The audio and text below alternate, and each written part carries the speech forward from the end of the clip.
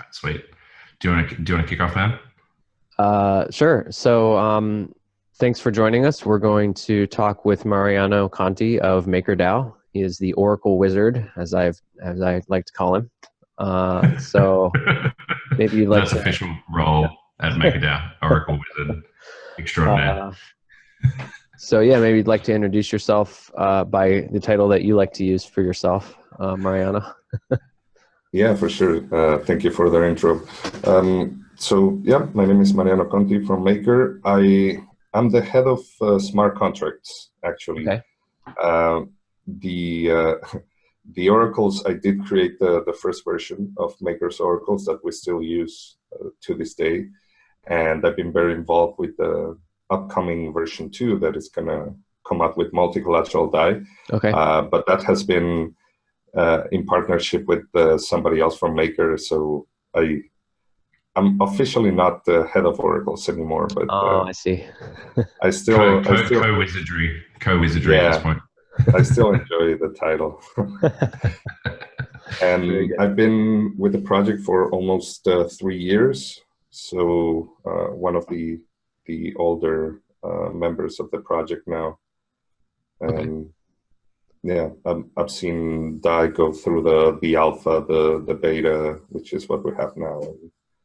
Hopefully multi-collateral DAI very soon. Sure. I saw yesterday on WeTrust there's a pool started to get DAI released by the end of the month. Is that even possible? The multi-collateral? I saw that, and I saw it when it was created, and yeah, unfortunately, no, we're not gonna be able to get it done by then. There you go. Fair enough. So when I first got into crypto and I heard about oracles, all I could think of was that character from The Matrix that like told the future, I think was her job. She would like tell people what they needed to hear to fulfill their fate.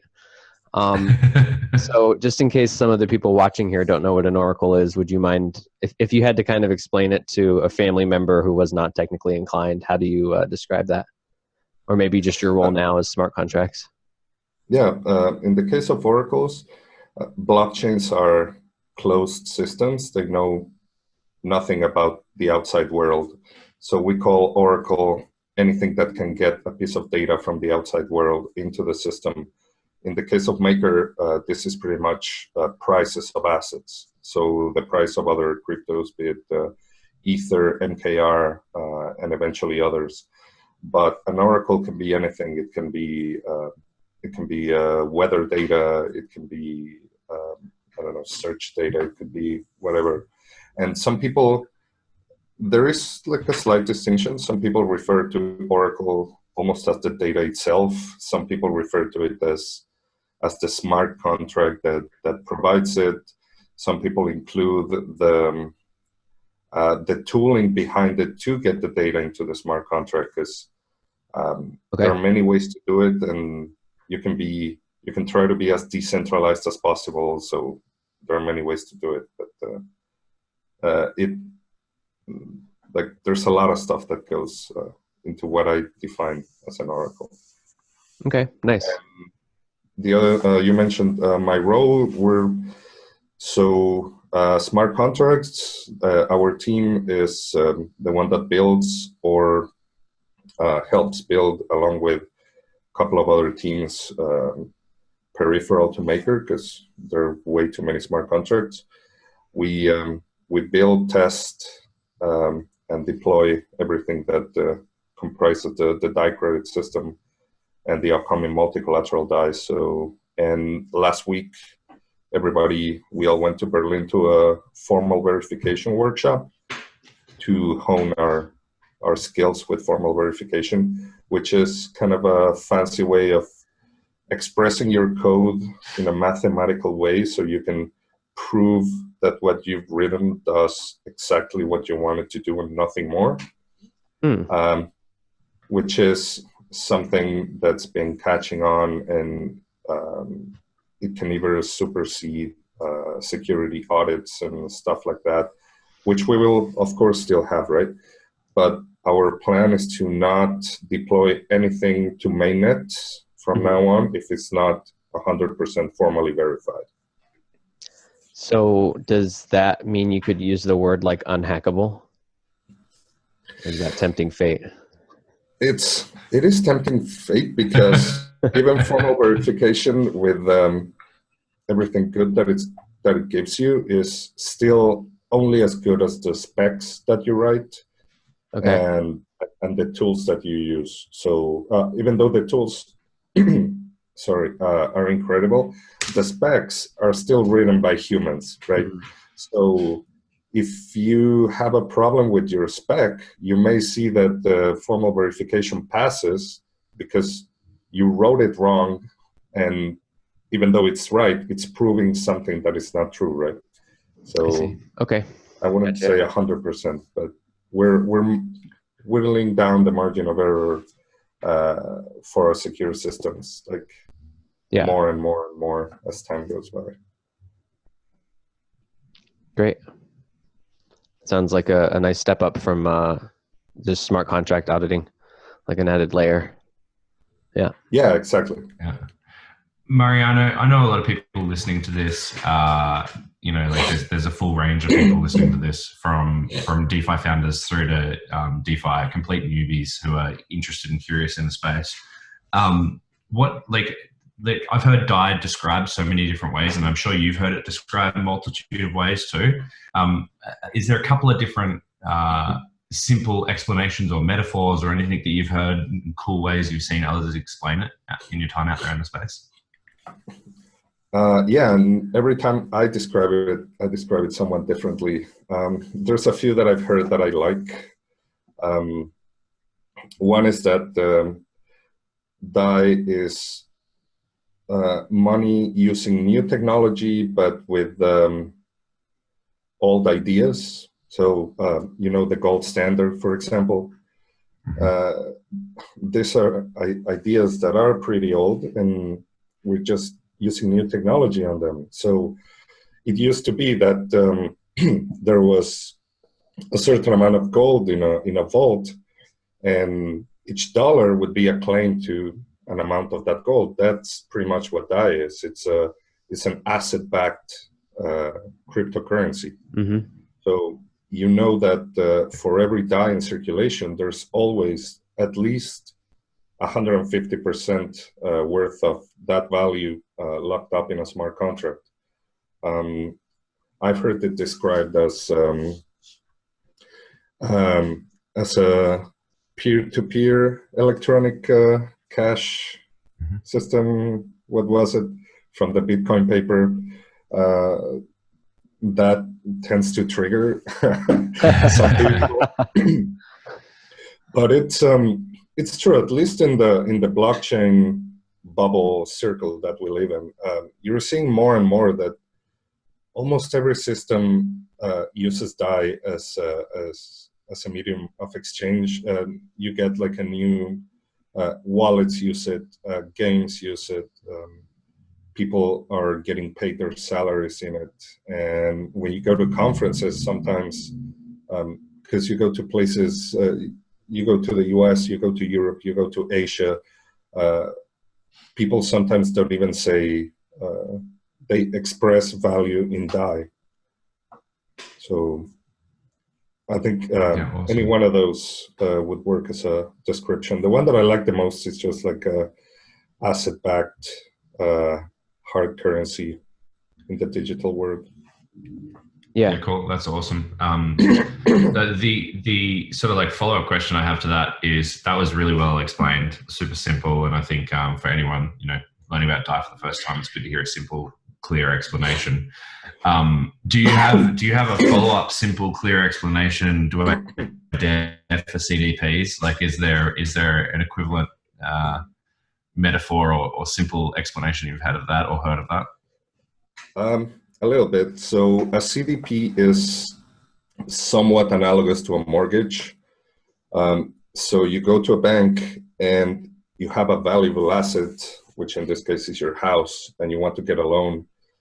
And the bank prices your house at whatever, and then gives you, of course, a lower amount, right? Because they need to have a buffer in case. So let's say you put your house up, a mortgage and you get money, and then the price, the housing prices, they go down, and then you cannot afford to pay your mortgage, and the bank takes your house. This is somewhat similar to a CDP.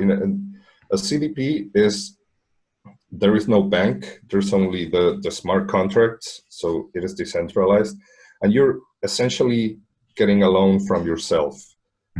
Your house in this case is Ether, which is valuable, and we know how much it costs, for example, in terms of US dollars.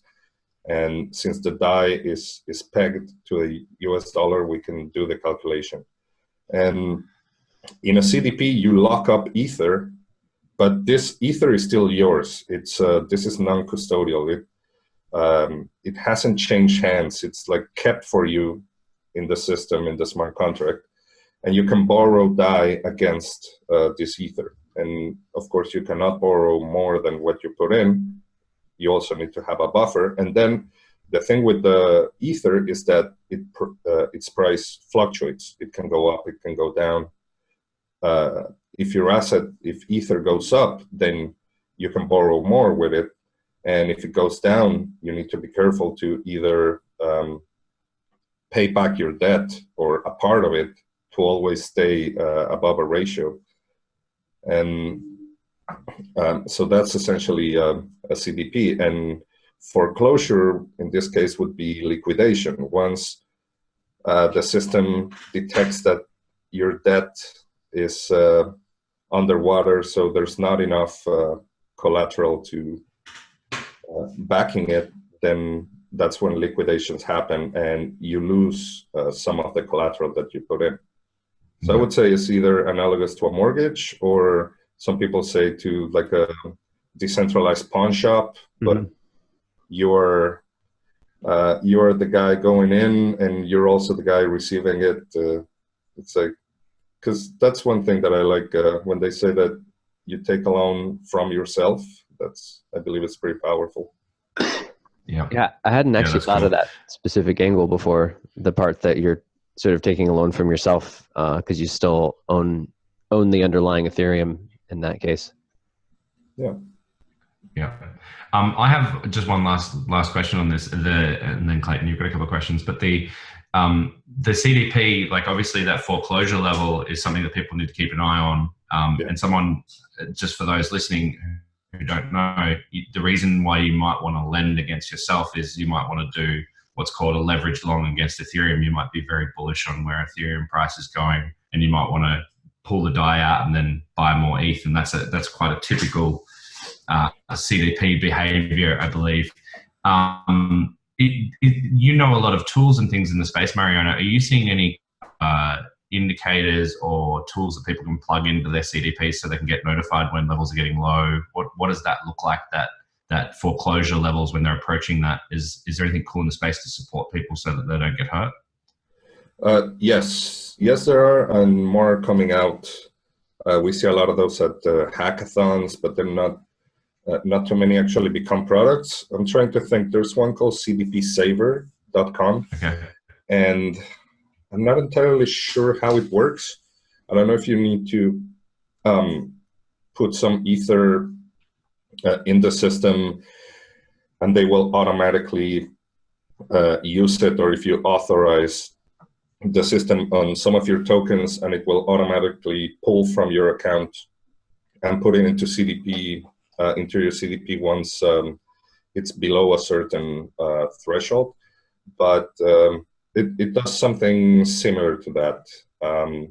And there's a few that I've seen, I don't know if they're in production yet, that try to balance your CDP somewhat. So if the price of your collateral is rising, then you can make rules. Let's say, okay, if Ether goes up this much and now I'm collateralized 300%, then take out some debt, some DAI debt, and leverage it a little bit. Or if the price of Ether goes down, then sell some of these assets for DAI and repay the debt.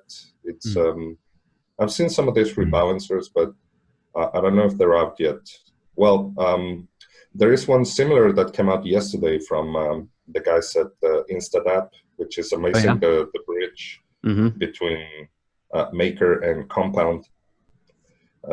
So you can move your, I believe you can move your DAI around, and you can like refinance your debt from one side to the other. I haven't used it yet. It's crazy, but you should check it out. Awesome. So let's see. People are using MakerDAO and the CDPs a lot to leverage on Ethereum. I guess I'm curious what you see as potential other use cases in the future, maybe as other collaterals are available on the system. Yeah, we have data that I think leveraging and speculation are indeed the big use cases of CDPs, but you can use it for other things, and even with added collateral, it's going to be easier. But for example, let's say that you're not liquid and you need cash right now for something, and this is what happened. I mentioned this often. I wanted to buy a car last year around February 2018. I wanted to buy a car and I had Ether. I didn't have any cash, and I didn't want to sell my ETH just because the price was starting to drop. Well, maybe it was March. I don't remember. It was when the price of Ether was dropping, right? I needed cash, and I didn't want to sell my ETH. It's like I never want to sell my ETH. So I just put it into a CDP, and I took it a loan and managed to buy the car after a week, and then I repaid my CDP over probably 2 or 3 months with my paycheck, right? So that's essentially the use case for just like somebody needing liquid cash, and that's really what that is. Also, I believe there's people who've paid for apartments with this kind of thing, for weddings. We have a lot of like DAI user stories. After that, then yeah, maybe if we get like digital gold in multi-collateral DAI, one of the tokens that we've announced is DGD. Right. So not DGX, which is the actual gold token, but DGD, which is the governance. But we'll see if the community feels like voting that one in. But that's one step closer to almost saying, hey, I've got gold, and I want to borrow against it. So sure. Whereas now, if you have gold, it just, I mean, you could take it to a pawn shop, right? But you have to hand it over, and the rates would not be favorable. And it'd be quite a bit different. Yeah, exactly. So now that you've sort of segued to your story about getting the car, I wonder if you might fill people in a little bit about, so you receive a salary in DAI, as I understand, in Argentina. And you and I have talked about this a little bit. I wonder if you could fill people in about what the difference is between receiving and holding DAI versus if you were paid in pesos. So if I was paid in pesos, the first thing to keep in mind is that we have around 50% inflation here in Argentina. So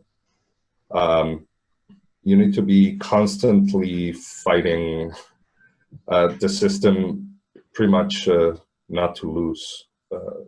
Like a lot of people, they fight with the economy just to break even, right? And the point of the fact that you could make money out of whatever interests or investments, of course that exists, but it's not available to everybody, right? It's way too segregated for it, and a lot of people just, even if they're banked and they have somewhat good access to this kind of things, a lot of people don't either know about them or use them. So essentially in Argentina, what you do is when you get pesos, you try to buy dollars. That's what a lot of people do. They try to buy dollars, and then they you stash those dollars under the mattress or whatever you can, and so that's really ingrained in the mind of Argentinians here, right? Getting paid in DAI, first off, it solves that step right away. I'm getting paid in a much more stable currency.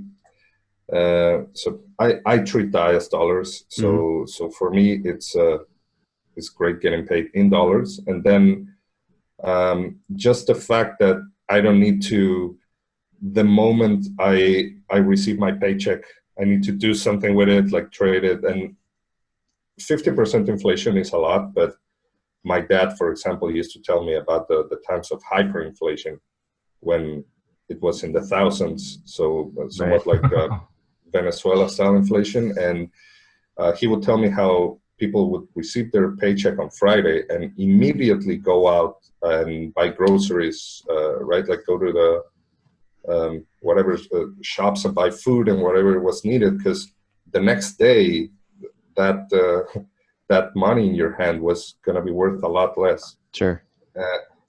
So I know we're not at that level yet, but still 50% is a lot, right?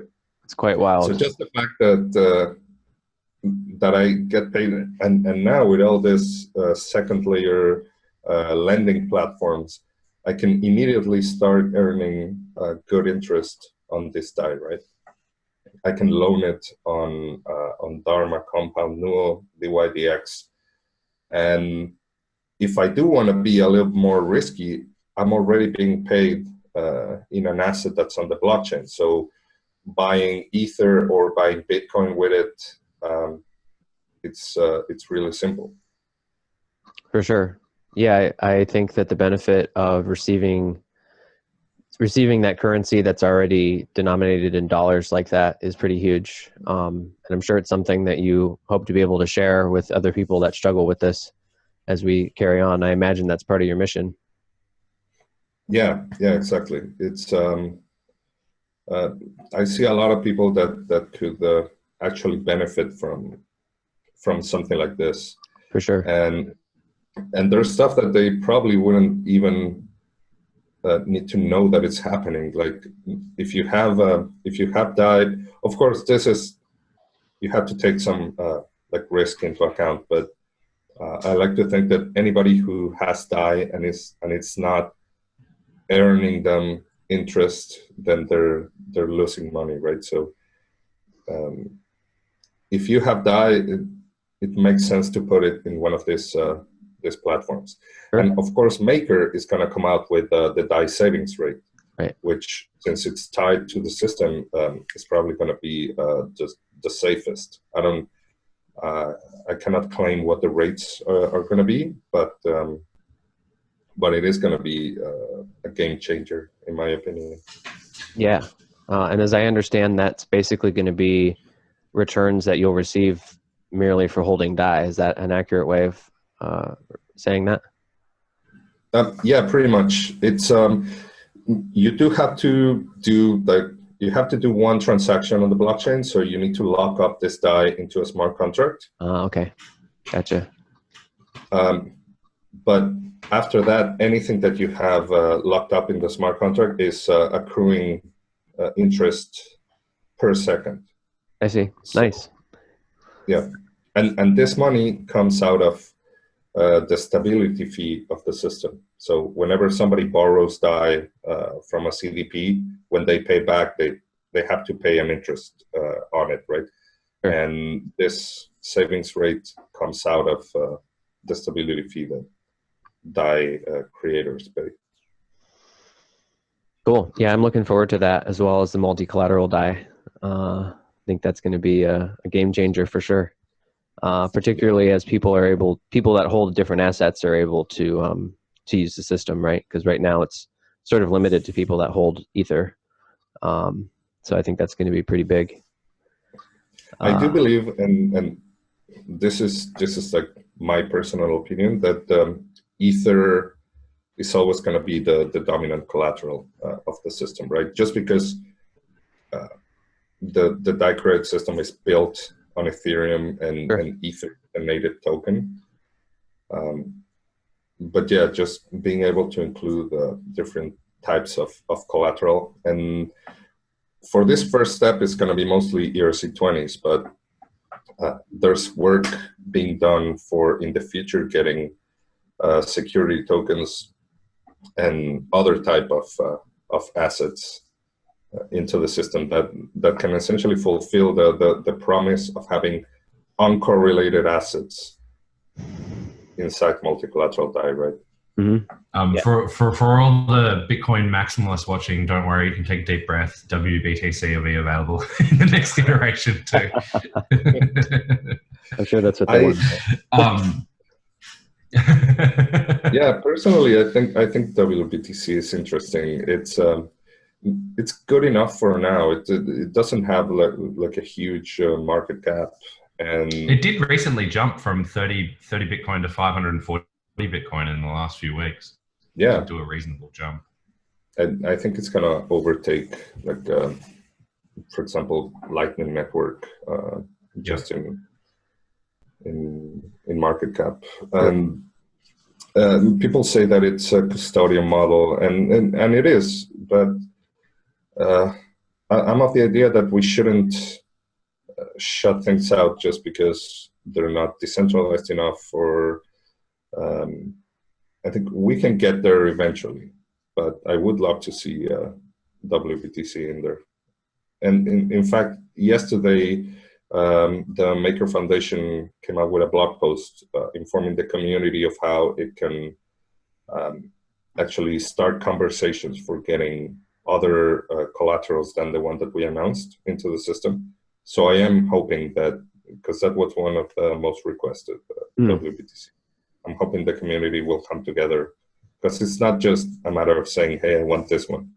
There's a lot of risk involved and a lot of studying that you have to do. It is non-trivial. And you also have the technical side as well. Right. Yep. Awesome. Well, thank you. I think I covered the questions that I had. And I can't tell if Roscoe's being very thoughtful or if his screen is frozen. I'm going to assume his screen's frozen for a second. I think, yeah. I thought it was pensive as well. Yeah, he's being very thoughtful about which things we should collateralize. Well, yeah, thanks again for taking the time to meet with us. Is there anything else that you would like to share maybe before we close off, or do you think we covered everything? No, I think we covered just about everything. I do feel that that is pretty much poised to become the currency that the blockchain world, at least the Ethereum world, thinks in, and just having additional tools, just having a healthy ecosystem around it is what really makes it work. So Sure. Anything that can help DAI, I think it's helping all of us. Yeah, I agree. I'm a diehard all the way, big supporter. It's what really convinced me about the mainstream adoption potential of crypto. To be honest with you, I've been on the fence until I learned about DAI. So I'm with you there. Awesome. Thank you so much, Mariano. Yep.